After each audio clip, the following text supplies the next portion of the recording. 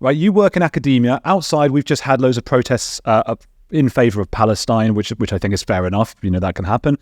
There have also been some very strange reactions in academia. So can you take me through what you've noticed?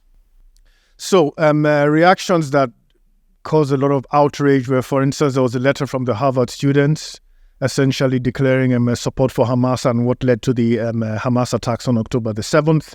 There was also a tweet from the Chicago chapter of BLM, also there, with the paraglider, I think was a sort of iconic symbol that was put, on that tweet. And generally speaking, what this speak to and what some on the center left have complained about is that adoption among some on the left of the oppressed versus oppressor framework, which essentially divides the world into two kinds of groups. You have the oppressed groups and you have the oppressor groups. And the oppressor groups are always bad, they're always wrong, and oppressed groups are always seen as being on the good side. And a lot of this comes from, intellectual traditions, some intellectual traditions on the left. There's whole Paulo Freire's pedagogy of the oppressed, but it's generally a very simplistic division of the world into that oppressed versus oppressor, good versus bad narrative, which of course, the Israel-Palestine issue is way more complex than that. So this is interesting, and I want to mention something called intersectionality, but without getting, because I know for a lot of people it's the first time they hear that, and we have to explain in simple words, but can you explain to me what the initial idea behind intersectionality was? Because my understanding is that is what you're saying, like things are very complicated, and how it's been subverted. Actually, I think this is less intersectional than many on the left would like to portray it, or those people I'm talking about. So intersectionality, the essential idea is that we all have various characteristics, such as skin color, our gender, and we can be discriminated on based on any of these characteristics. And so everyone has a sort of, matrix. So if you're black and you're gay and you're poor, then you face a sort of triple discrimination, whereby if you're black heterosexual, you just face discrimination on the racial angle. However, at heart, one thing I think some of these reactions revealed is that for many people on the left, the fundamental oppressor framework actually goes along ethno-racial lines. Because when people were attacked in Israel on October the 7th, those people who voiced support for Hamas didn't seem too concerned that there were women in Israel who were attacked, who were raped and killed. Within the intersectional framework, women are also oppressed by the patriarchal system as of being women, and so should have expected some solidarity from the intersectional left. But there was no solidarity because they were Jewish women. Because what really mattered was that they were Jewish women. Also, the BLM chapter who voiced support then for Hamas didn't ask whether some of the people who were killed in Israel might have been gay or might have been disabled or any of these other characteristics that technically the intersectional left should be worried about. What really mattered was that they were Jewish. And so I think, in such situations of conflict, actually, when emotions are high and everything is sort of stripped back, you actually see that fundamentally, often at heart, this is really about ethno-racial groups, and which groups are seen as the oppressor groups, which is essentially white people and Jews, and pretty much all other groups are seen as oppressed groups. If I'm going to steel man, could give the best possible argument for that side, would they maybe say it's not that they were Jewish, it's that they were Israeli and Israel is oppressing Palestine? I don't see how that can in any way justify, the killings of civilians. I mean, they were civilians at the end of the day, and under any kind of moral framework, which any civilized person would agree to, you're not supposed to kill civilians. So there's no justification for that, And of course, I would understand those who would complain that, for instance, Israelis are killing Palestinian civilians, and that should be that's the same argument. And I would also argue that that's also wrong, just the way killing Israeli civilians by Hamas was wrong. So the question is for there not to be a sort of double standards, which we adopt based on whether it's, someone from the oppressed group or from the oppressor group. And then we've got this issue of why the Jews are not part of the oppressed group, because we know throughout history Jews have been in all sorts of pogroms and the Holocaust and countless things have happened to Jewish people. What's going on there? What's going on there is these elements of the left I'm speaking about who thinking this way, it's obviously not all the members of the left, focus only on the now. Yeah. So it doesn't matter that, 70, 80 years ago, there was the Holocaust and millions of Jews were killed. What matters to them is who has power now, who is seen as powerful today. And seen as powerful today is, broadly speaking, the white West, or some would even extend it to, whiteness, generally white people, and Jewish people. Since Israel is a successful state, it is a wealthy state, advanced technologically, with a strong military, it's essentially seen as a powerful state. And so it's part of the, oppressor group. And of course, there's a whole context of what's going on within the Middle East and, occupation, Gaza, West Bank, etc. Gaza especially, yeah. Yeah, it's so complicated, isn't it? Because I think even back then, this is what's happening today. There are echoes of what was happening with the Nazis, who still saw the Jews as the oppressors. The Jews, and I think in general, try to amass as much money and as much security as possible to ward against these kinds of things, but it didn't help because it can just take all that stuff away. No, of course, because, nobody predicted an October 7th, just like nobody predicted a 9/11. So, of course, that can always happen. Mm-hmm. And, well, I mean, there's a lot of talk about, I mean, this is getting into Israeli politics, but because the country itself was so divided at that time, I guess that, I mean, is that something that terrorist groups tend to go for when a country is so divided? They were sort of caught asleep at the wheel, Israel. Possibly, we don't know. I wasn't in the planning sort of group with them, so I'm not really sure. They probably would have struck, anyway. That could have helped, the fact that they could have thought. But I don't think, even, at least from what the Hamas leader said afterwards, they didn't even think the attack would be so effective. That's what they said later on, that we hadn't thought it would, quote unquote, go so well, something along those lines. So they had imagined that they would kill people, probably that they hadn't imagined they'd be able to kill that many people. And at the beginning, they were, of course, celebrating it. And I remember the words I think used by one of the Hamas leaders was that we didn't know we would make so many gains, Now, of course, they've, changed tune and now are, playing the victim, so to speak, Hamas, I mean. So that's changed now. I think it was... There's a whole sort of wider geopolitical sort of angle there. The Saudis were about to normalize relations with Israel, which, of course, is against the interest of Iran in the region, because that would change the sort of power dynamics within the Middle East.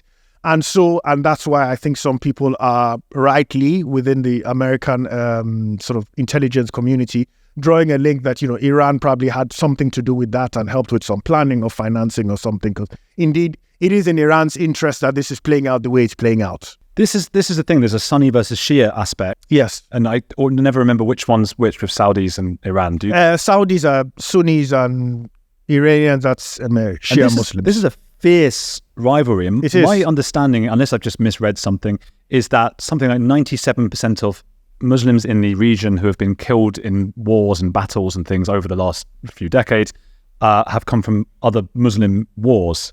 Only a few percent have come from the Israeli state. Why then do we get such a resistance, particularly on the left, such a anti-Israel thing going on in the streets? And do you think that a lot of the students, I suppose, really understand what they're saying when they chant, for example, from the river to the sea? I would assume they don't really understand what they're saying. Why is there such a feeling, sort of the anti-Israel feeling? Because, again, we go back to that, it is seen as an oppressor group. It's a powerful group, rich group, occupying a territory. And so it is the oppressor group. And so generally speaking, the instincts, and sometimes this can come from noble places, but like you say, a lack of understanding can lead to nonsensical views also. There's the idea that, you should, as a self-respecting leftist or as a good leftist, side with the underdog. And so in this case, the Palestinians are seen as the underdog because they're the weaker party. They don't have the level of technological sophistication the Israeli army has and the weaponry, etc., etc. And so very often I think it's a sort of almost gut reaction. So who's the oppressor here? Who's the oppressed? The Israelis are the oppressors. The Palestinians are the oppressed. Who's the stronger side? Who's the weaker side? The Israelis are the stronger side. The Palestinians are the weaker side.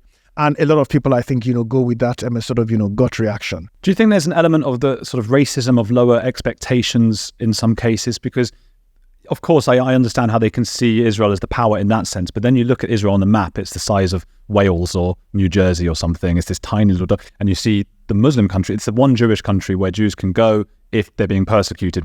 I think of that. My family, if it got hot here, we could flee there and hopefully be safe with the Iron Dome and all those kinds of things. And then you see it surrounded by, 40, 50 Muslim countries. Some of them are very, very wealthy. Qatar, Saudi Arabia, these are extremely wealthy countries. So is this part of the lower expectations of the left when they think of Arabic countries? That's a good point. I think to a certain extent there is something in that.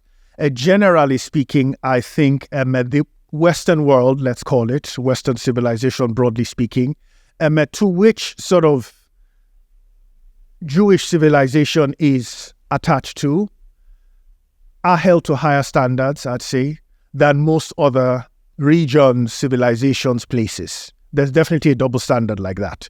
So when human rights abuses, for instance, are committed in Middle Eastern countries, or it could be in Asian countries, or it could be in African countries, there will be some outcry, from, let's say, Amnesty International and organizations like that, but it doesn't really go mainstream because there is that sort of, lower, they're held to a lower moral standard.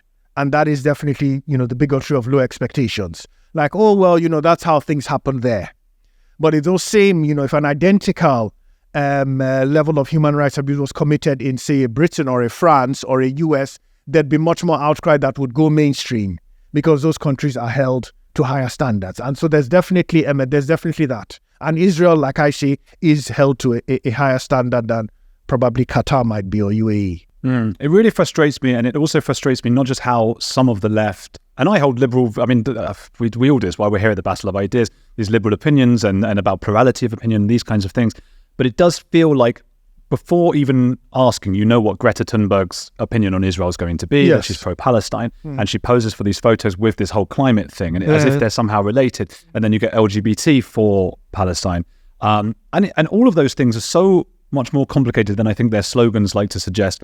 The climate thing, for example, like you're saying, I guess, so they want to be with the underdog. I get that. The underdog is the earth. In that sense, it's going to die or whatever. But surely the underdog is the family trying to feed their the people trying to feed their families. And if we too quickly go away, change the climate and everything, those people aren't going to be able to make a living. And they're the underdog in that sense. Like there's underdogs on both sides. Is this something that needs to be taught better maybe to students?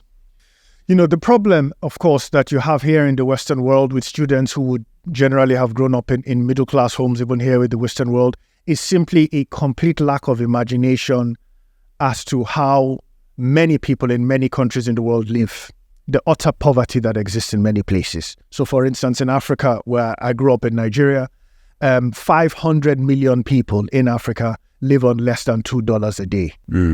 That's more people than the population of the entire European Union, which is roughly 440 million since the UK left. And then there's another couple 100 million people who live on maybe $4 or $5 a day. Okay.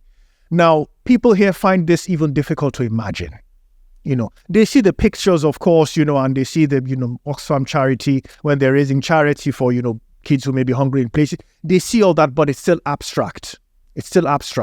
And this is why when we get to sort of climate change discussions, and I have this when teaching at university, I always try to show them the sort of, opinions, voices of Africans on the ground, of African governments on the ground, who say, yes, we know this climate change is happening. It's actually affecting our countries, perhaps sometimes even more than your countries. But at the end of the day, we need economic development because our people need jobs. Our people need money to be able to survive. And unless you, the rich West, telling us that we should adopt these policies, can provide this or provide us some kind of alternatives or alternative sources of energy, we are going to be forced to use the natural resources which we do have, which do tend to be fossil fuels or natural gas, etc. So for the African government on the ground, it's like, what would you have us do? I suppose they could say, okay, maybe in developing countries they can continue to use them, but there's no excuse for Britain and the States, for example.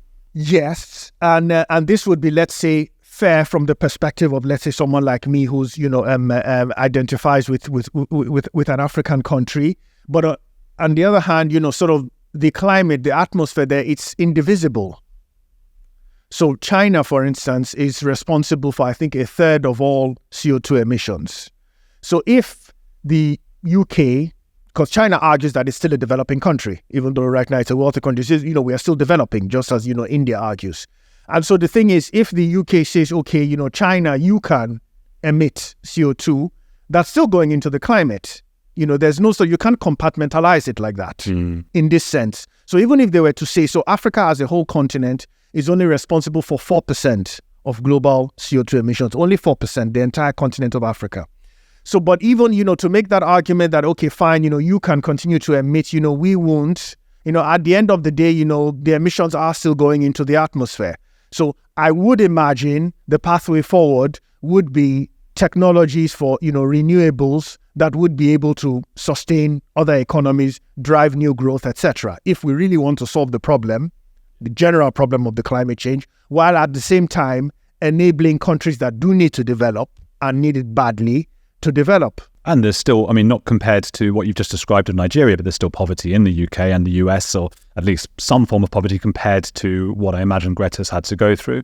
Just frustrates me. I can imagine her, if you sat down and explained that to her, and she's now been giving lectures to Barack Obama and all these people, and they have to sit and listen to her, and she says, "You have ruined my childhood." Mm-hmm. Right, like the tone deafness. Mm-hmm. I don't know. There's another aspect of this tone deafness that you've written about in your book. It's not about whiteness, it's about wealth. So tell me a bit about what's going on there.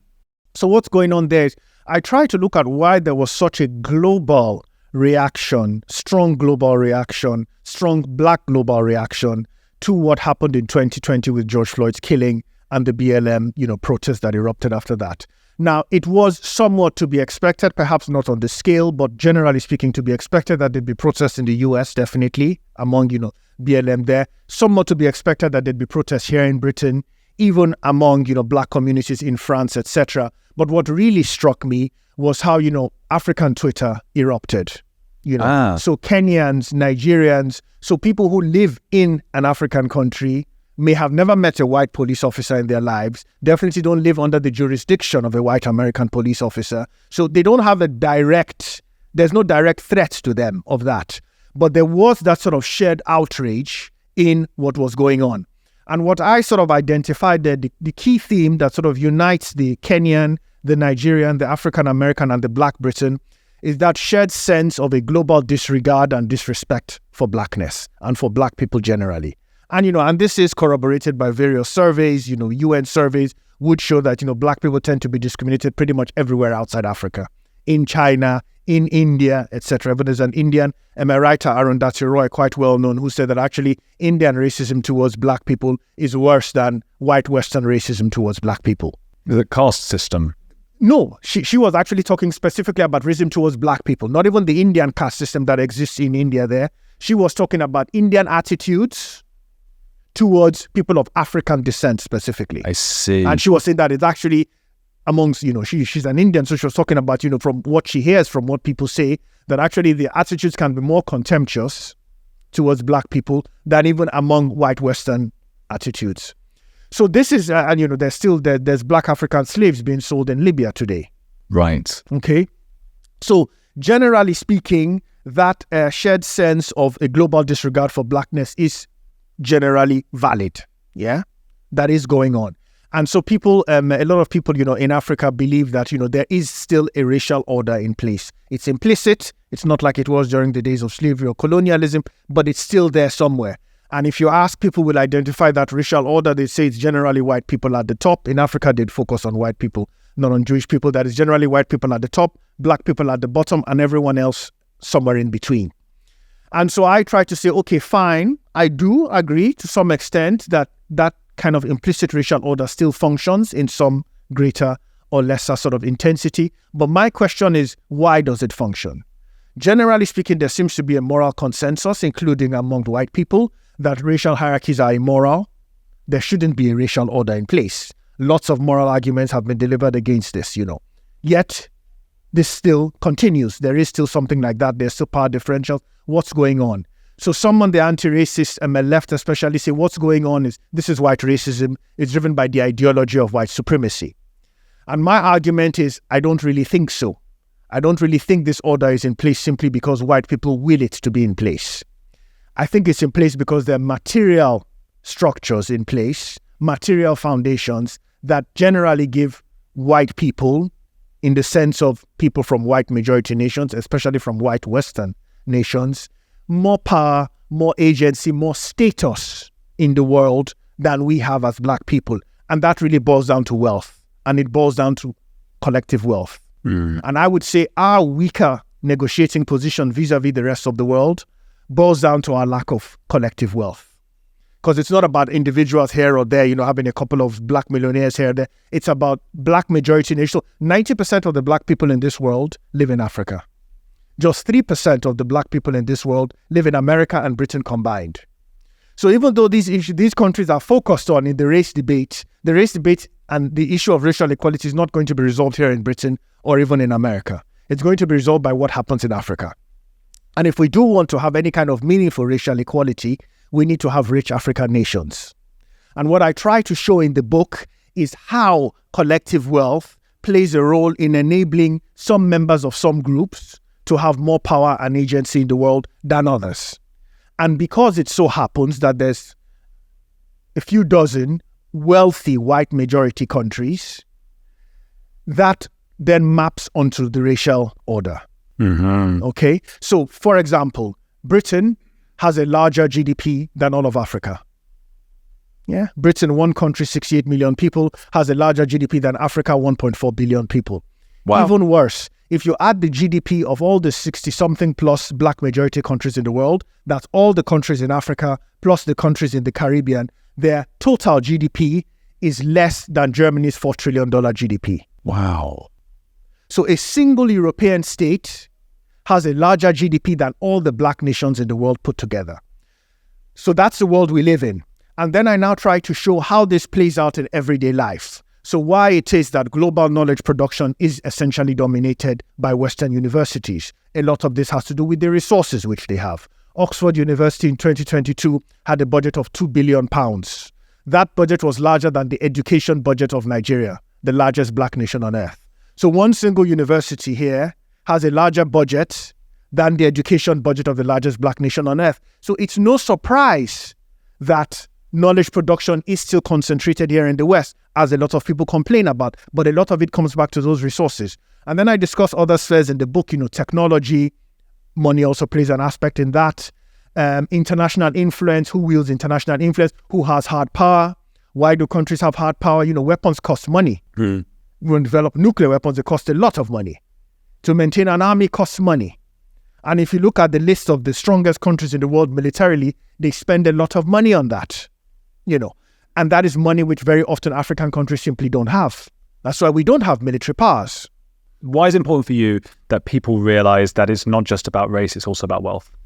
It's important for us to know what we need to focus on to improve our negotiating position vis-a-vis the rest of the world. Because what the anti-racist left is focusing on is moral arguments. And I'm sick and tired of us only having moral arguments. Because as a group, if you want to be respected, you need to have power arguments also. Financial arguments. Financial arguments. That the power arguments essentially stem from your finances, from what you have, from what you can offer, whether it's hard power or even whether it's soft power. The countries that tend to be at the top of the soft power rankings tend to be the wealthiest countries in the world also. You'll find, I think I quoted in the book, the 2022 soft power rankings. I think the US was first. I think Britain was second or third. China, essentially the top 5 countries in soft power rankings were the 5 biggest economies in the world. And these are also the countries that are often most positively perceived. This is another thing I argue about. One thing black people complain about a lot, often correctly, are negative stereotypes about black people. And I also look at, what kind of groups tend to have positive stereotypes associated with them? Because there are such groups, like the Japanese, for instance. We constantly hear how hardworking they are, disciplined or well-organized, etc. We hear that also about the Germans. They are disciplined, they are organized, etc., etc. These groups that are stereotyped positively tend to be the most economically successful groups. Scandinavian countries also. Except the Jews. Well, I wrote about the Jewish aspect. So the kind of prejudice that Jews actually experience is what I would describe as an envious prejudice. So it's actually the prejudice of, why do they have so much, etc., etc. But Jewish competence is actually acknowledged. Right. It's actually acknowledged. And even, in fact, it was exaggerated and caricatured, even by the Nazis. So what were the arguments they used to make? These guys are so clever, they're essentially running the world. Yeah. But it's an acknowledgement of competence. It's like, these guys are so clever, they're essentially running the world. However, groups that are economically unsuccessful are never stereotyped as so clever. Okay. They're generally stereotyped as lazy, disorganized, they haven't got their act together, etc., etc.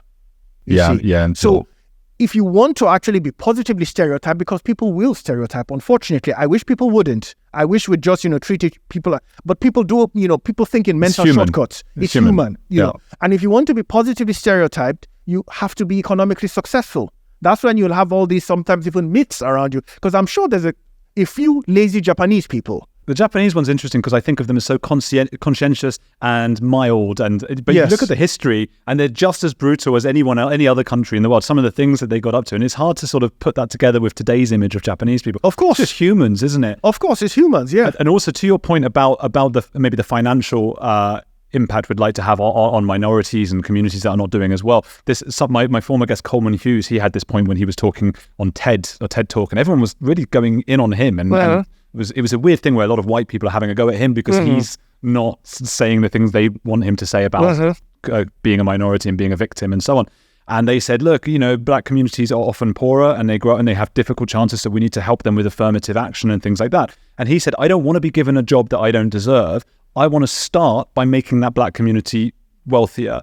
And I don't know how that, obviously that's very complex to do. Of course. But rather than start, because that's going to foster resentment from people who don't get the jobs and things like that. Yeah. Where can people get your book? Amazon. Yeah. For one, definitely. That's probably the quickest way, yeah. It's not about whiteness, it's about wealth. Remi Adekoya. People, go and get that book because he's given up his time for us. And what an amazing speaker as well. I'm a huge fan. I really think, I met Remi last night actually at a party. We partied and I was just amazed by what he said. So I was like, right, you've got to come in tomorrow and we're going to do this. So please do go and get that book. It sounds absolutely fascinating. I'm going to do that right away. For a funnier and crazier look at what's going on with this kind of oppression Olympics and college campuses and things like that, keep watching this channel. There's Leo Curse here talking about exactly that. He's hysterical to listen to. He's going to offend a lot of people, but I encourage you to click through and have a watch of this.